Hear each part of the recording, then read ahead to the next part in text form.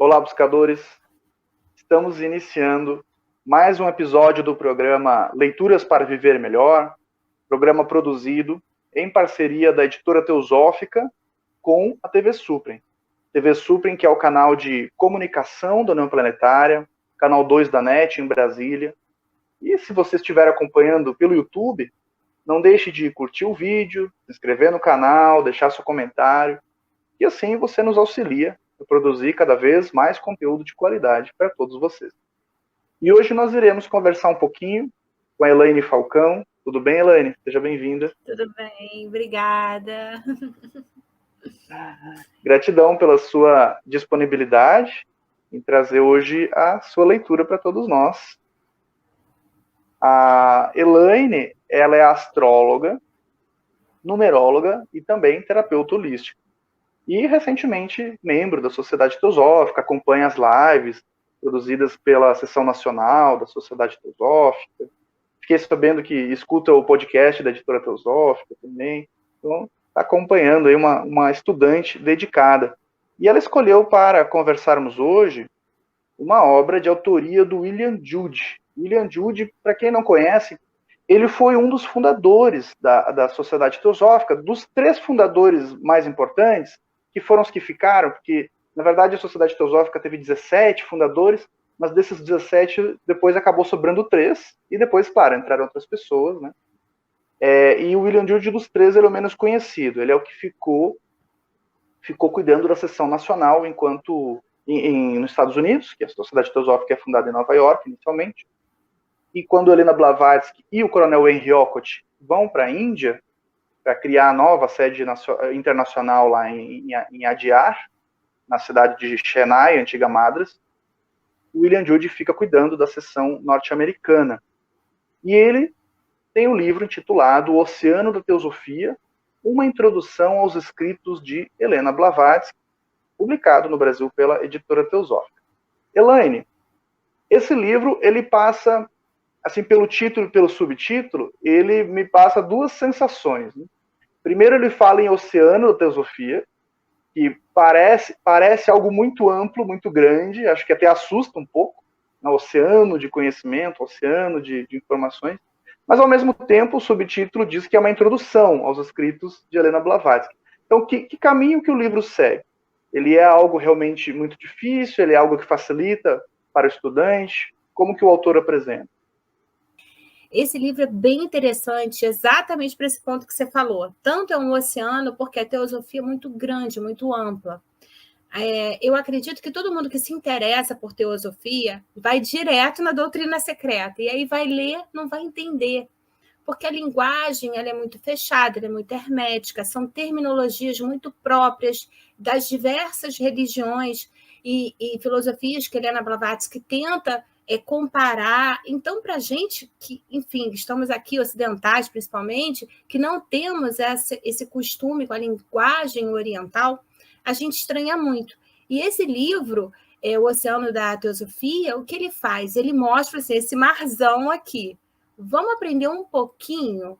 Então, o Judge ele começa a mostrar um pouco dos termos. Ele é ótimo, exatamente como o subtítulo diz, uma introdução, porque ele começa a passear por diversos termos, nomenclaturas, que a gente vai se deparar ao longo da leitura teosófica nos diversos livros que a gente encontra disponíveis.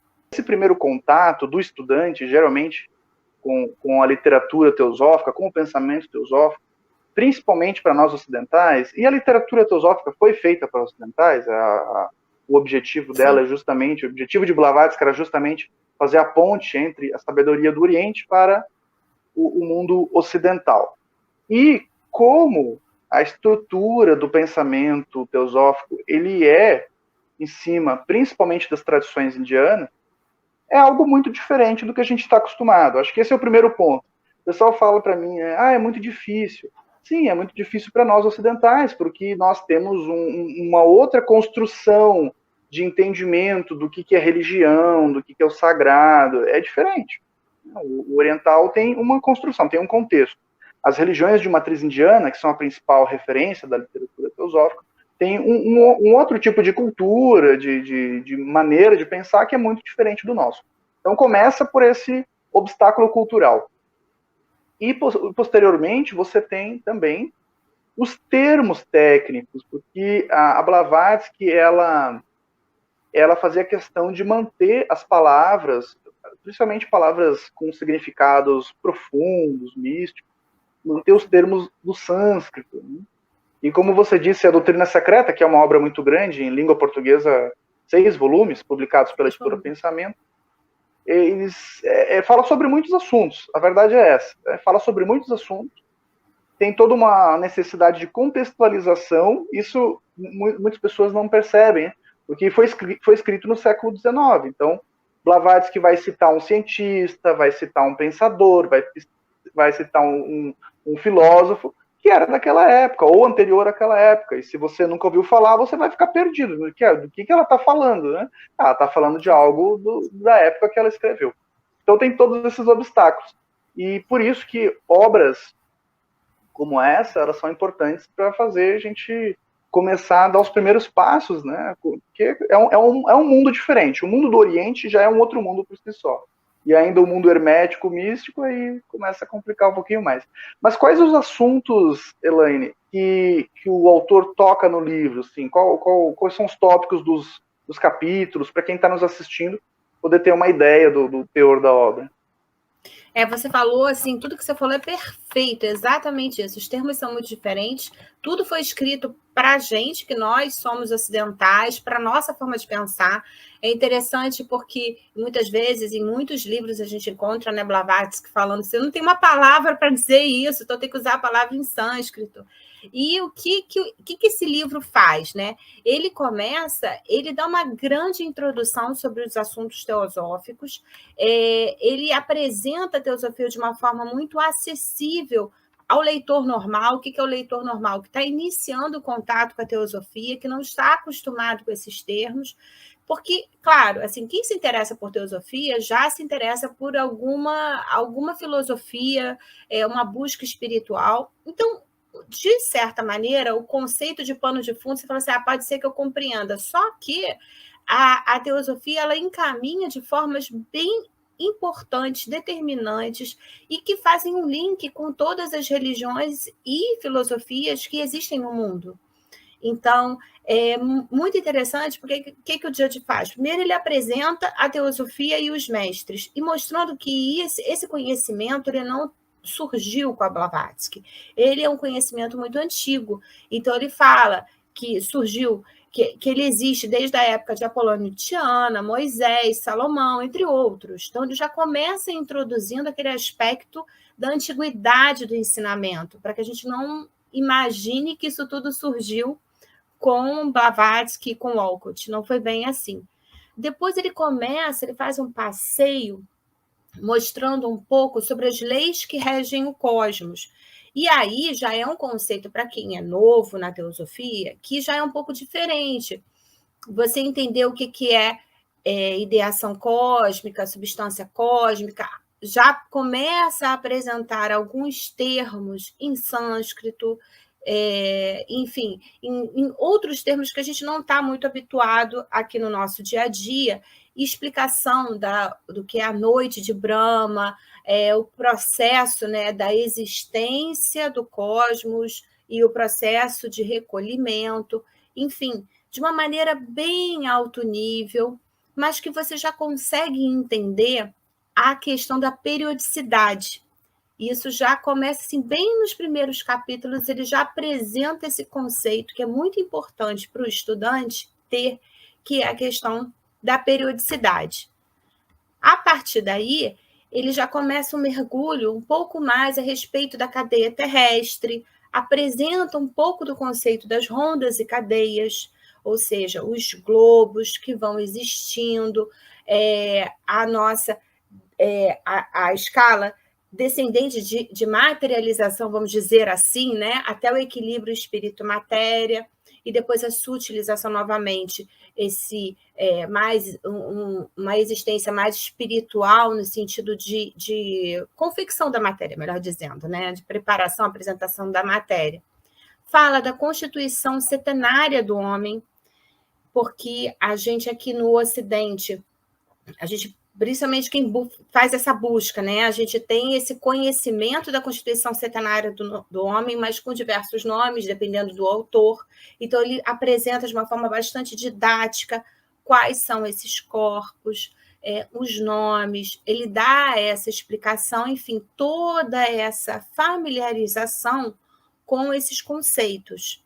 E, a partir daí, ele começa a falar um pouco mais sobre o corpo astral, o corpo físico, e vai falando de todos esses corpos do homem. Então, ele fala do corpo dos desejos, cama, vai falar da mente, do seu aspecto dual, e fala, claro, de Buddha e Atman, apresentando de uma forma muito simples, muito palatável, para que o leitor consiga entender o que é isso, né? Então, assim, acho um livro bem interessante, bem didático. Este é o programa Leituras para Viver Melhor. Hoje estamos conversando com Elaine Falcão sobre a obra O Oceano da Teosofia, uma introdução aos escritos de Helena Blavatsky, obra de autoria do William Jude, publicação no Brasil pela Editora Teosófica. Nós iremos para um rápido intervalo e voltamos daqui a pouco. Até já.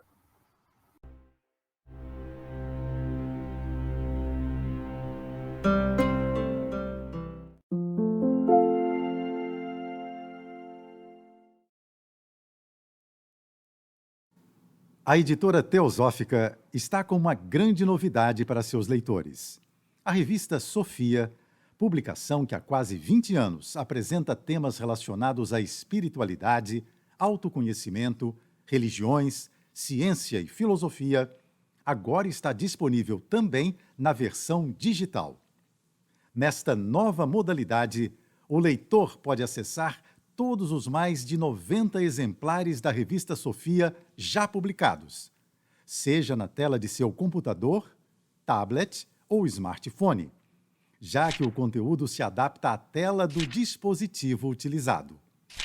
Entre em contato pelos canais da Editora Teosófica para maiores informações e consulte os valores promocionais para quem já é assinante da revista impressa. Editora Teosófica. Livros para viver melhor.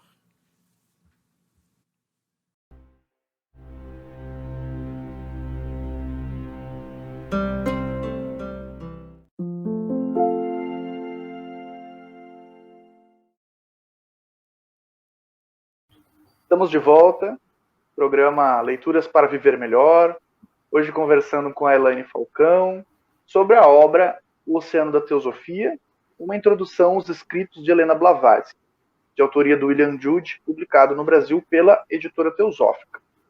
Elaine, você falou de vários tópicos no primeiro bloco que o livro aborda.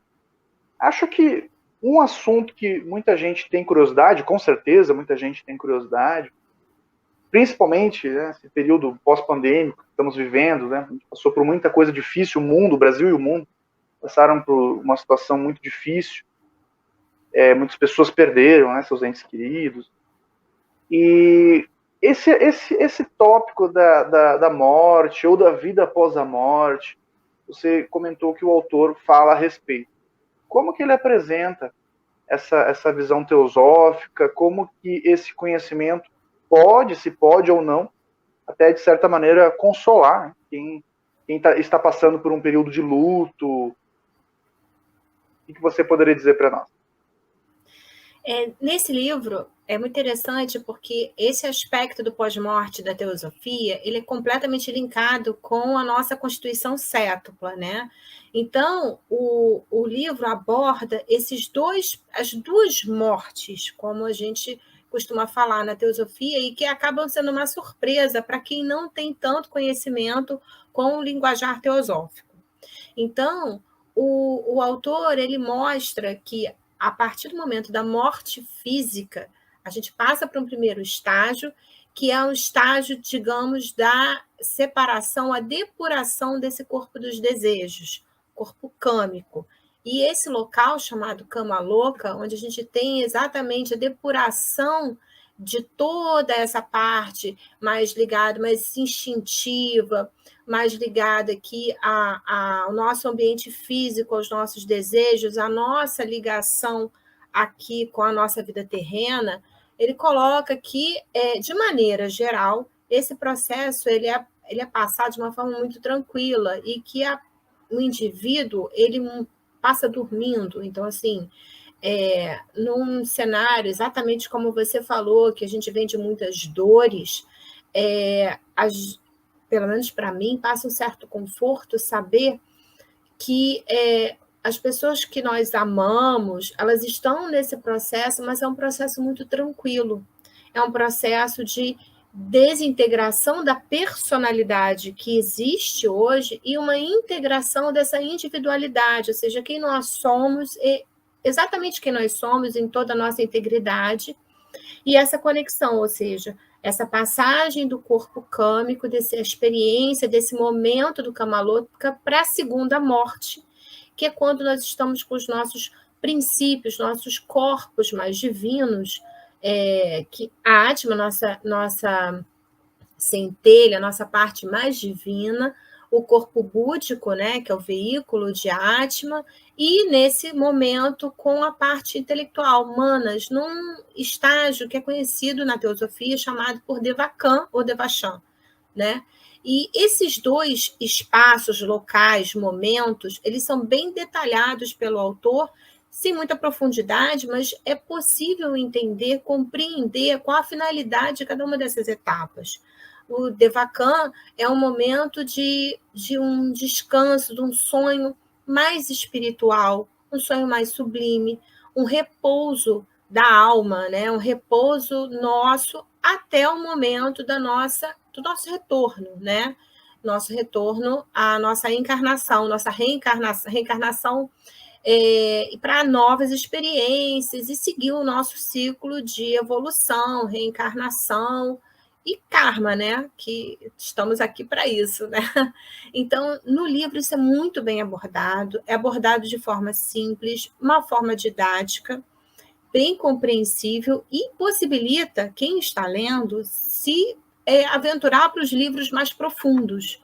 Então, eu realmente gosto muito desse livro, eu acho que ele cumpre bem o papel de explicar para quem não está tão familiarizado como é todo esse processo, principalmente esse processo que é mais complexo, mais difícil de entender, são termos diferentes, e, ao mesmo tempo, dá um acalento no coração de saber que a vida continua, né? Esse assunto da vida após a morte é uma das grandes perguntas da humanidade. Acho que todos nós, em algum momento, nos questionamos o que há depois, se há sobrevivência dessa consciência. Então, o pensamento teosófico traz uma série de explicações, e algumas até consoladoras. Então, a Blavatsky, ela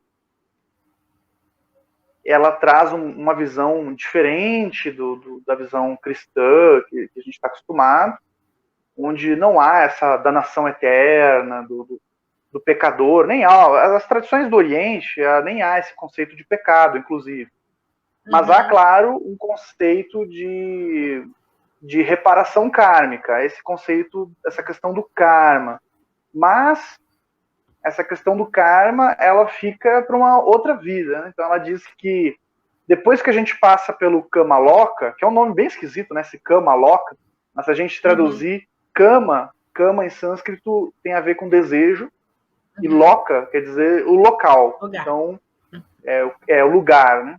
Então, esse Kamaloka seria o mundo dos desejos, o que popularmente as pessoas chamam de plano astral. Seria, então, o local dos desejos, o mundo dos desejos, algo nesse sentido. E, então, esse mundo dos desejos, né, seria como se fosse um equivalente ao purgatório. Então, um local onde você ainda está depurando as emoções daquela última vida. Mas ela diz que depois disso, teria, então, essa segunda morte, e você entra num repouso cíclico, onde mesmo o sofrimento, mesmo os seus equívocos, os arrependimentos, eles não perturbam esse período de repouso cíclico, aí fica para a próxima reencarnação a gente reaver essas questões. Além desse tema da morte, vida após a morte, Elaine, qual outro tema que te chamou bastante atenção no livro? Assim, o que te trouxe informações que para você enriqueceram a sua maneira de ver o mundo? Esse livro, como a gente comentou, né, ele é bastante introdutório. Então, assim, quando eu estou falando por mim e pelas pessoas que eu conheço, quando começam a se interessar por teosofia, começam a olhar a doutrina secreta, que começa na cosmogênese, e é muito difícil de entender. Então, o livro ele também aborda, mas de uma forma muito alto nível, os princípios, as pinceladas da cosmogênese, a partir do momento que fala sobre cadeia terrestre, fala um pouco da constituição do mundo, dá uma pinceladinha na antropogênese, quando fala um pouco de raças. Então, assim, esse livro ele é bem introdutório, ele explica muito num alto nível, mas já, inclusive, desperta o interesse para saber mais. Porque como ele coloca assim de uma forma muito abrangente e explica, bom, existe o surgimento a partir da ideação cósmica, a substância primordial, enfim. Então, dá esse start, que a gente vê em maiores detalhes em outras obras, ele desperta esse interesse e, ao mesmo tempo, mostra esse norte, sabe? Como se fosse assim um mapa. E você, para se aprofundar em determinados assuntos, é importante você pesquisar outras obras. Então, ele passa bem por toda a teosofia, de uma maneira muito alto nível, muito en passant, mas ele mostra para o estudante, para o leitor, quais são os principais pontos, os principais marcos, até para você entender o que você quer se aprofundar também, né? Esse tópico da cosmogonia, Blavatsky apresenta no volume 1 da Doutrina Secreta, a cosmogênese, que seria essa cosmogonia muito embasada nos Vedas. São uma das grandes obras da tradição indiana. E, novamente, nós temos aquele contraste com a visão cosmogônica, cosmológica que nós estamos acostumados. Deus criou o mundo em 7 dias, e assim por diante. E ali a gente tem um sistema mais complexo, e talvez a maior diferença seja essa ideia dos ciclos. Então, enquanto nós temos no pensamento ocidental como um todo, nós temos essa visão linear das coisas. Então, o universo teve um início, estamos passando pela existência e terá um fim. Muitas pessoas ficam, inclusive, aguardando o fim dos tempos, o fim do mundo, né, o fim de tudo que existe. Enquanto que nessas tradições do Oriente, você fala em ciclos. Então, nós tivemos um início cíclico, ou seja, um início de outros inícios que já existiam. O universo tem seu período de repouso e de atividade. E isso, inclusive, se a gente fizer, claro, analogias, todos os ensinamentos da tradição teosófica seguem essa ideia, inclusive a ideia da reencarnação, a ideia do karma. Elaine, gratidão pela sua participação. Eu que agradeço, adorei esse bate-papo, adorei falar com você, adorei falar sobre um livro que eu gosto tanto. Nossa, um prazer imenso, foi ótimo. Muito obrigada. Gratidão. Esse foi mais um episódio do programa Leituras para Viver Melhor. Hoje conversamos com a Elaine Falcão sobre a obra O Oceano da Teosofia, uma introdução aos escritos de Helena Blavatsky, de autoria do William Jude, e publicação no Brasil pela editora Teosófica. Nós vamos ficando por aqui. Até o nosso próximo encontro.